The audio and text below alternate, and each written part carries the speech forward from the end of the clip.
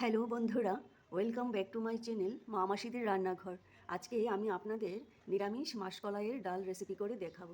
তার জন্য দেখুন আমি অল্প কিছু মাসকলাইয়ের ডাল নিয়েছি আর নিয়েছি কিছু সজনের ডাঁটা। তা দিয়ে আমি আজ এই রেসিপিটা করে দেখাবো। আমি মাসকলাইয়ের ডালগুলোকে ভেজে নিচ্ছি।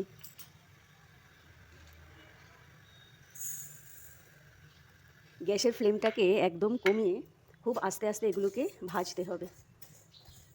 যখন দেখবেন মাসকলাইয়ের ডাল থেকে স্মেল আসছে তখনই গ্যাসটা অফ করে দিতে হবে।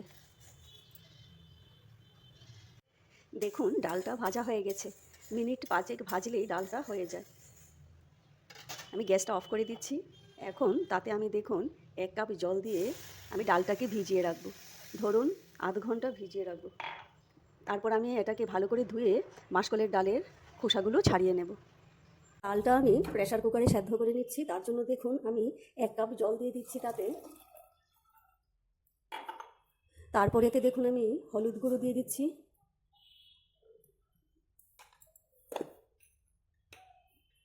আর লবণ দিয়ে দিচ্ছি। লবণটা দিলে ডালটা তাড়াতাড়ি সেদ্ধ হয়ে যাবে।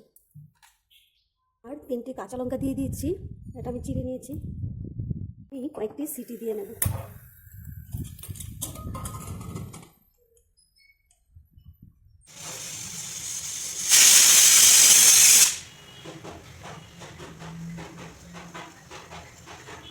আমি এই ডালগুলোকে 6টি সিটি দিয়ে নামিয়ে নিচ্ছি। দেখুন ডালটা খুব ভালো সেদ্ধ হয়ে গেছে। এই দেখুন খুব ভালো সেদ্ধ হয়েছে। তারপর আমি এতে দেখুন আরও 1 কাপ গরম জল দিয়ে দিচ্ছি।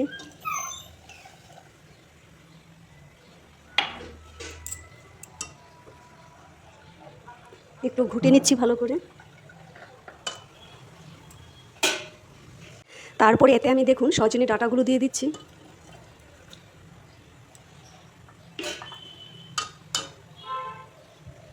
আর তাতে আমি দেখুন আর সামান্য লবণ দিয়ে দিচ্ছি, আর সামান্য হলুদ গুঁড়ো দিয়ে দিচ্ছি।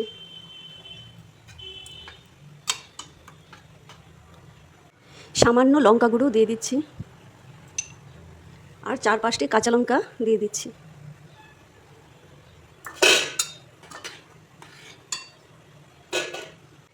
এই ডালটা কিন্তু সর্ষের তেল দিয়েই ভালো লাগে। দেখুন আমি সর্ষের তেল কড়াইতে দিয়ে দিলাম, একটু পরিমাণে বেশিই লাগবে।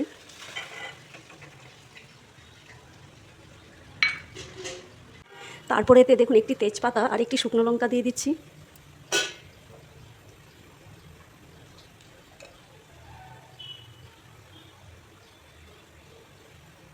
আর ডালটা আমি করব পেঁয়াজ দিয়ে। দেখুন আমি একটি বড় সাইজের পেঁয়াজ নিয়েছি।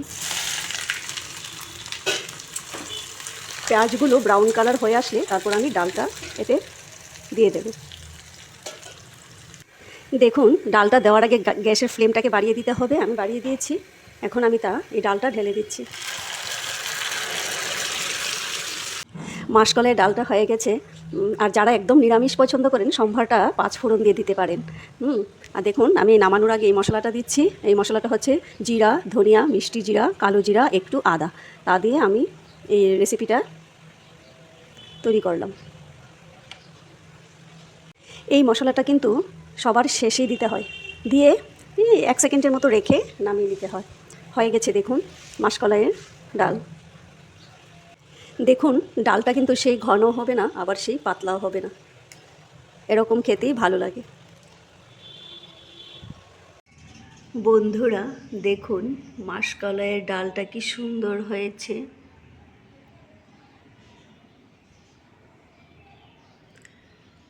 আপনারাও বাড়িতে একবার ট্রাই করে দেখতে পারেন, খুব ভালো লাগবে। এটা কিন্তু রুটি দিয়েও খুব ভালো লাগবে খেতে।